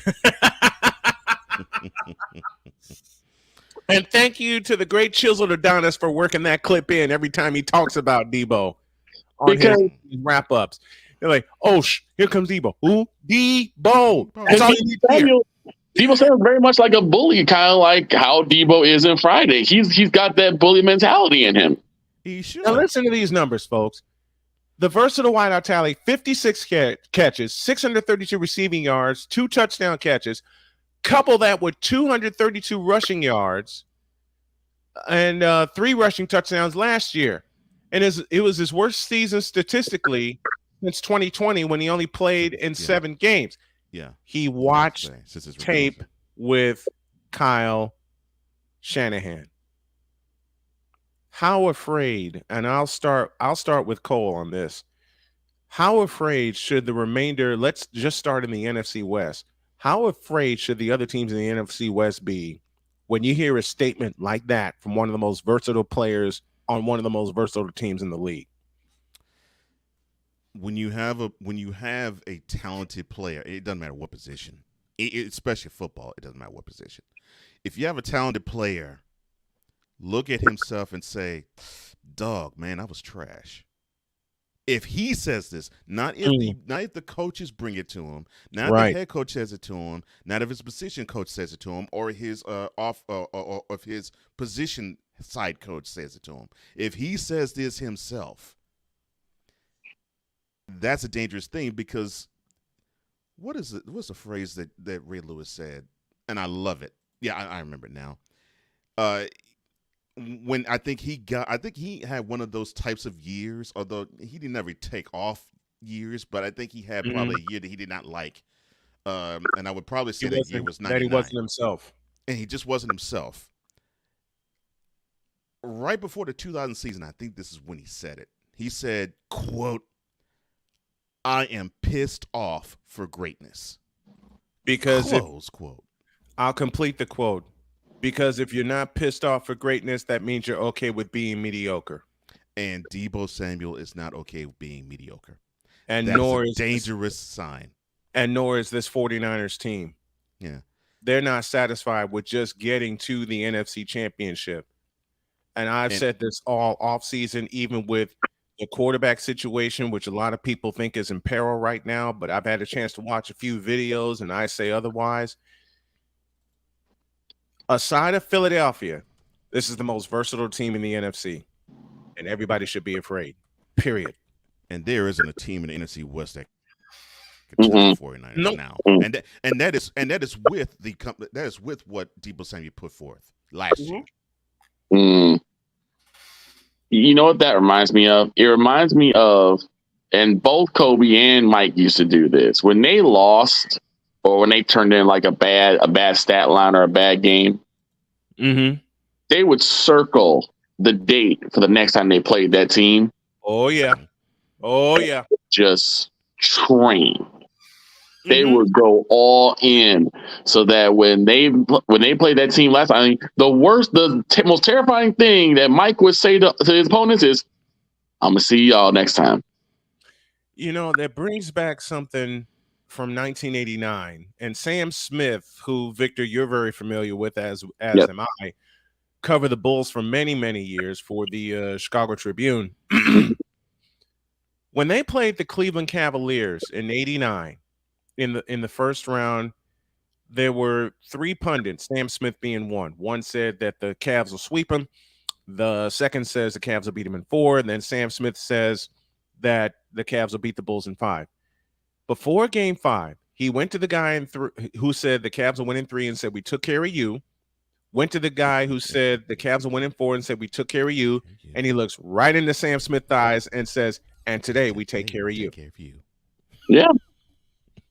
It is terrifying when a player admits that they did not have a good year and then dedicate their off season to getting even better. To get even better. When Michael looked at Sam Smith and says, and today we take care of you, Sam Smith's reaction had to have been, oh, hell no. What monster did I unearth? And as far as like how scared should the NFC West be, as a Cowboys fan, I'm just glad we're not part of the NFC West. We got our own problems to deal with. Well, y'all got to see us anyway in week 5. We probably are, yeah. And this has been, well, the last couple of years, the 49ers have gotten off to horridly slow starts. Horrid. Yeah. Especially after last year where they lost in a monsoon game against the Bears. Yes. Well, that was week 1. That was week 1. And then we got obliterated by Kansas City. But then the turnaround happened when we went to Los Angeles and beat the hell out of them. And you brought that up because the first thing you said is, what if the 49ers run the table? Run the table. And I didn't put it in the form of a question. After we got beat down by Kansas City, I sat in front of this microphone and I said, we will run the rest of the table. Now, I have admitted several 100,000 times over, part of that was fandom talking. But I knew the potential of this team. And when the Rams, I think you probably thought too that they figured, okay, we measured up against a team that is considered a Super Bowl caliber team, and we actually hung with them for 3 quarters. Yeah, in the Kansas City Chiefs, and then the fourth quarter they just put us in our place. In the fourth quarter, yeah. So they put us in our place. I think you also said it from the standpoint of, okay, I think this team is giving the 49ers confidence that they actually can, if they can hang with the Chiefs, they could beat just about anybody. Because we pulled within 28-23 with about 14 minutes left in the game, and then Patrick Mahomes was Patrick Mahomes. Yeah. And I knew that game would be a measuring stick because the Chiefs are always in the Super Bowl conversation, as they should be. Yes. The most versatile team in the AFC is the Kansas City Chiefs. Yeah. And you have a quarterback in Mahomes. And I'm not surprised that the Chiefs did to us what they did to us in the fourth quarter. When you were challenged by a bunch of, thank you, Vin Scully, for this, the late, great Vin Scully for this. If you're challenged by a bunch of upstarts, you either put them in their place or they're going to run past you. But when we went to Los Angeles and the Rams saw us, they had to be thinking, oh, hell no. And that's when the breakout of Christian McCaffrey happened. And go ahead. You're dealing with a very quarterback who's come into his own to becoming an elite quarterback in Patrick Mahomes. Yes. I mean, it is scary that he did all this damage and he just arrived in his prime. Yeah. Imagine a healthy matchup between Patrick Mahomes and Brock Purdy. There will be it'll be 1992 all over, and I know I'm putting the cart before the horse. I know that, but it would feel like it would be 1992 all over again in Candlestick Park. Why am I bringing that year up? Jim Kelly versus Steve Young. 49ers and the Bills, and not one punt in the game. Not one punt in the game. There was not one punt in that game, and it wasn't because it was bad defense either. No, the defenses were great. The offenses were greater. Offenses were better. Yeah. And the only thing that decided that game was a missed 40-yard field goal attempt by Mike Kofer. With 51 seconds left, that would have tied the game. That's the only thing that decided it.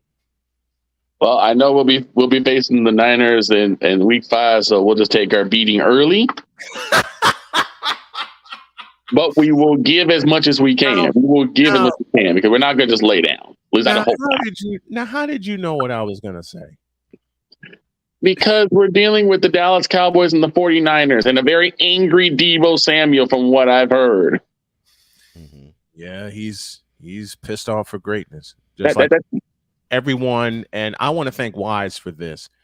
And I'll infuse a little bit of Ray. I have to. Wise and the rest of y'all see greatness within me. And thank you, Cole, for that word. I hate you for that word, but thank you for that word. Greatness. Listen, it's your fault. Oh Lord, here we go. This is some false stuff. Lord. Don't you even try it. I think all you guys are. You know dadgum well it's your fault. And yes, I said fault, not fault. I think all you guys are destined for greatness. And it's something in the last couple of days with the last couple of days of the random musings, you too. And if y'all hadn't had a chance to check out the random musings, I will have those up today. These will be the last 3 weeks where the Brian Snow Show will air at 2. We're going to move to 4 beginning July 10th, and each show is going to be a couple of hours. But Man, Victor checked in yesterday and went off. Yes, off on what, sir? He went. In fact, 2 days in a row, Victor checked in. Matter of fact, was it? I think it was Monday. It was Monday. It was Monday because I was here in the studio. Mm-hmm. It was Monday, and Victor texted me. I got to tell this story. Victor texted me, and he said, "If you don't do anything else for me, do this. Name it. Give me a link to today's show." Huh? Now, Victor never makes this request of me. Ever. Oh. Because he told me, look, I'm in the background and I'll act the fool when you're on the air. Victor requested of me on Monday morning. He said, you are sending me a link today. Oh, hell. And as soon as Victor sent me, and as soon as Victor sent me that, I'm thinking, oh, hell no. And I knew Victor was going to go completely off. Sending me a link today. Oh, man. He said, send me a link today. And Victor was not playing. After, if y'all caught Debo's reaction after that great touchdown catch against the Rams, when he kept saying, stop playing with me. Mm-hmm. That was Victor on Monday. Stop playing with me. I think it's because I understand Debo Samuel's sentiment. You know, a lot of true Cowboys fans are, as it, pissed off for greatness. We want to see the Cowboys be great. We want to see the Cowboys going back to being America's team. But unfortunately, we are continuously drowned out by the moronic Republic of Cowboys Nation. Which was the subject of that full hour. I have to put the video up today. The subject of that Cowboys fandom. It's gotten to the point where they make it so hard. I expect Cole to visualize that element. The moronic Republic of Cowboys Nation. Here's the problem: is that when you hear the term Cowboys fan, what image goes through your mind? Tom Landry. Oh my gosh, I could see no fan. I could see fan. A mixture of bronze sex. It's like I see a sea of fans, and I'm wearing glasses that has nothing but blue shade. Right. Oh, you mean the fans that showed up? You mean the fans that were in the new Texas Stadium after the Niners beat them after Dak Prescott messed up? And they are all to a man and woman saying, we are Super Bowl bound. Like for example, exactly. I had a conversation with a Cowboy fan. I'm sorry. Apologies in advance. And Cowboys fan took it upon himself yesterday when the Madden 24 cover was out. Oh, and you say, wait a minute. So that wasn't a Cowboy that was on it. It was Josh Allen. It was Josh Allen. It was, yes. Yeah. This Cowboys fan said, quote, it's official. The next Super Bowl will be the Bills versus the Cowboys. Close quote. I'll be right back. How do you figure that? And that typifies Cowboys fan to me. But see, that's the problem.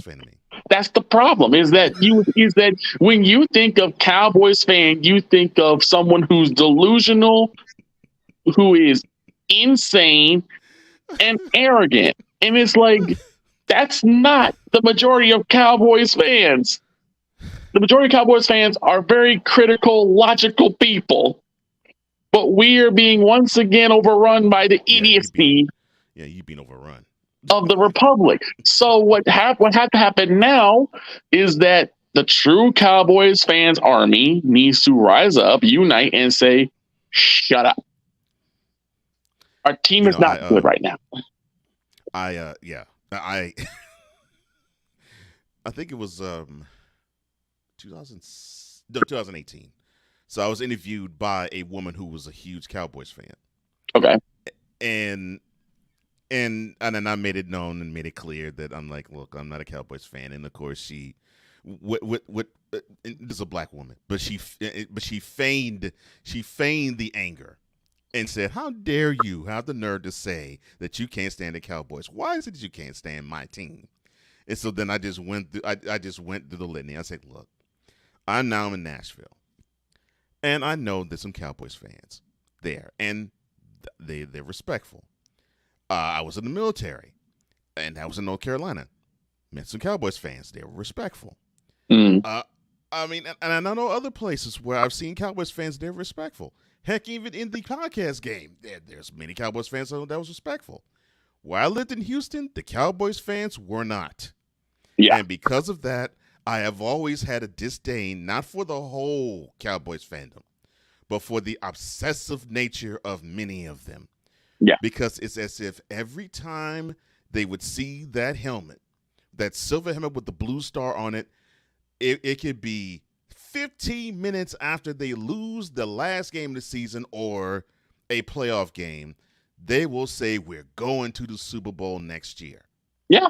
And you sit there and you want, and that type of exasperation you just felt. Imagine you're a Cowboys fan and you're listening to that and you're like, these are the people I share a fandom with. Right. These are the people that I have to share a fandom with, because these are the same people who will sit there and see that blue star and say, yep, we're going to the Super Bowl next year. Mm-hmm. Yeah. And you're thinking, we lost half the players that got us to at least the division round last year. Mm-hmm. What are we going to do? But did I miss anything important? No. Butterfly, Everyone glad wants that you're their here, team. man. From That's Austin, he says true. everyone wants to hear the Super Bowl. Good to hear That's from you, true. That's Butterfly. fair. Good to hear from you. I'm a Texas fan. I want my Texas to be in the Super Bowl, but I know they are not good enough to make it there. That's where I was going. That's where I was going. Like, don't get it wrong. I didn't mean to hijack you. No, it's okay. Don't get it wrong. I want the Cowboys to be amazing. I want them to go and beat everybody and get to Super Bowl. I would love that. Mm-hmm. But from a critical standpoint, what weapons do we have that's going to get us there? Did you say critical? He said critical. I'm sorry, Victor. To my friend of 23 years, did you say critical? I said critical. Critically speaking, do we have the weapons? Do we have the philosophy? Do we have, you're gonna like this, Cole, the mentality to get us to the Super Bowl? I love that. And Bishop, the answer is no. Sing it, Bishop. Hell no. To the no, no, no. Hell to the no. Hell to the no. To the no, no, no. Also, take consideration that they said everyone. And I love this comment right here. Cowboy fans can have hope. What else do we have? Sounds like a lot of Cup fans I know. Exactamundo. Yes, everyone wants their team to go Super Bowl, but everyone knows their team doesn't have it to get there. Let me look at this from Cole's standpoint. 2019 was the best chance the Texans had to get there when they led the second seeded Chiefs, eventual Super Bowl champs, the eventual Super Bowl champions, 24 to nothing in their building. 16 minutes of game action. 16 for all the. And I got to call a spade for all the dumbasses that don't believe, that don't understand when I say 16 minutes of game action. 16 minutes of game action, and it was 24 to nothing. And they go into what is wrong with that picture? And then they go into halftime with the deficit, trailing. So I'm like, you could have turned off the television. And I did, because I actually, and I've told you this because I think I was on the phone with you. I think, I mean, I was on. Yep. I was doing a food run, and I left when they were 21-0. Yes. So I missed the field goal, and so I was in the car and I was listening to the game. I was like, "Oh, they kicked the field goal." Then of course the Chiefs they scored their touchdown. Then they scored another. And I'm sorry, before that, the 24-7. Yeah. 24-7 lead. So they have 4th down.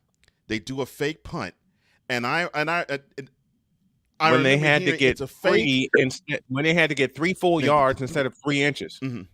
When I heard the words "it's a fake," I screamed at the top of my lungs, "You idiots!" That was before the Chiefs stopped them, because I was like, "That's not going to do anything."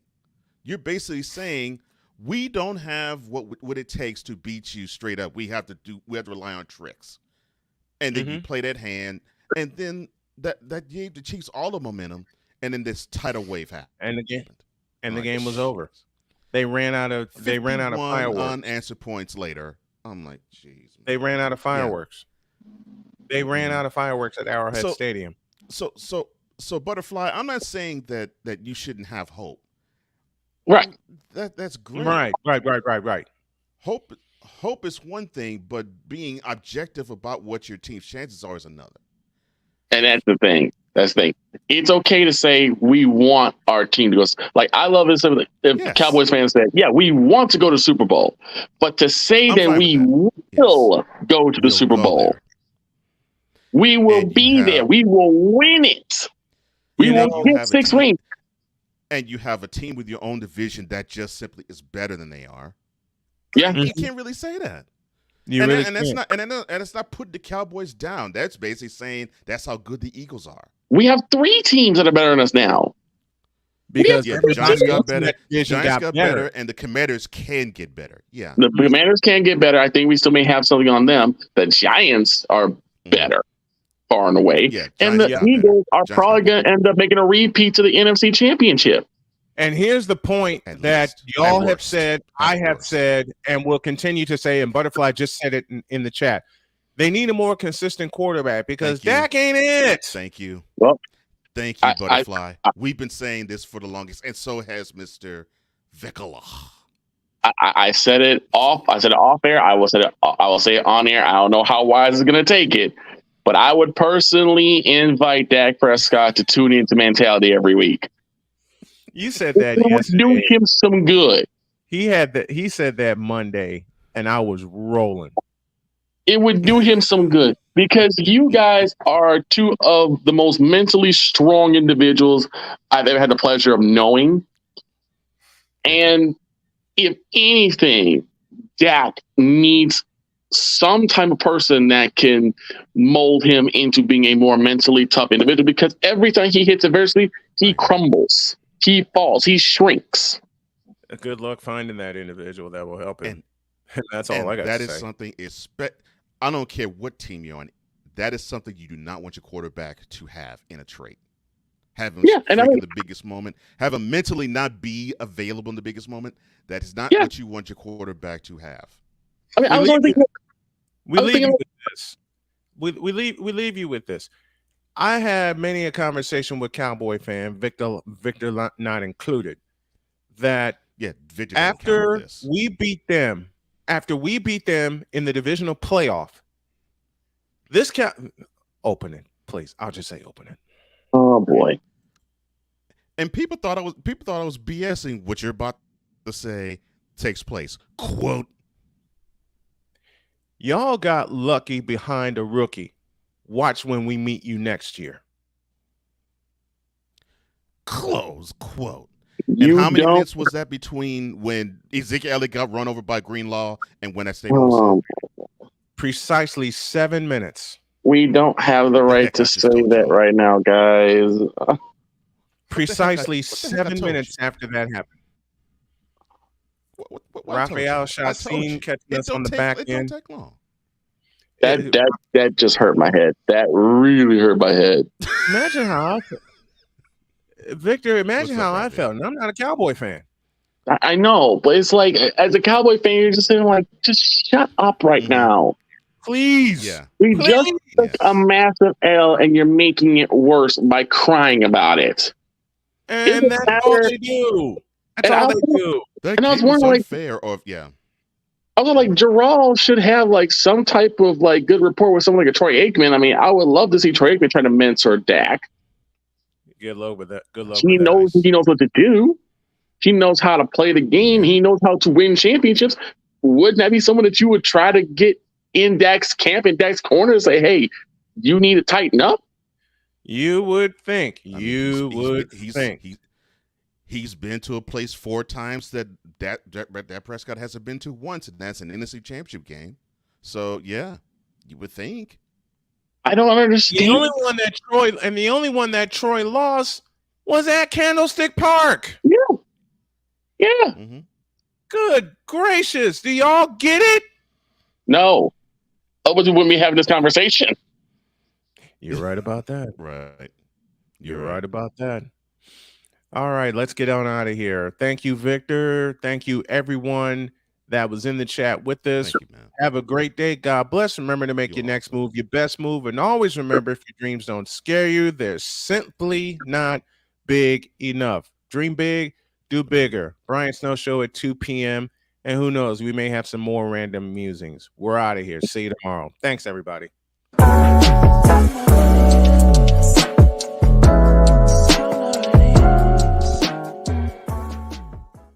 Yeah, sports are great, but without your health, you get nothing. Like, I'm on the verge of dying, so, like, what's more important, really? Sports or being dead?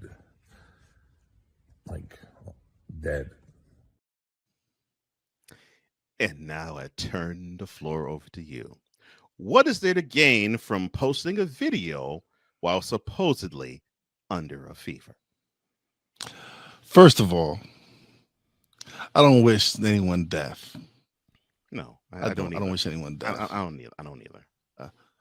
But I might make an exception for Dave Portnoy. Dave Portnoy. I could give 2 if he was home throwing up, vomiting. I could give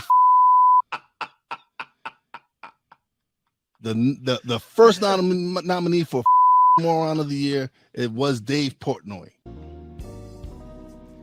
Catch the television replay of Mentality, because you get to hear wise go off on Dave Portnoy and Skip Bayless today, 5 p.m. Eastern, 4 p.m. Central, on the BS3 Network via Roku TV, and you can also catch it every night on the Snowman Multimedia channel.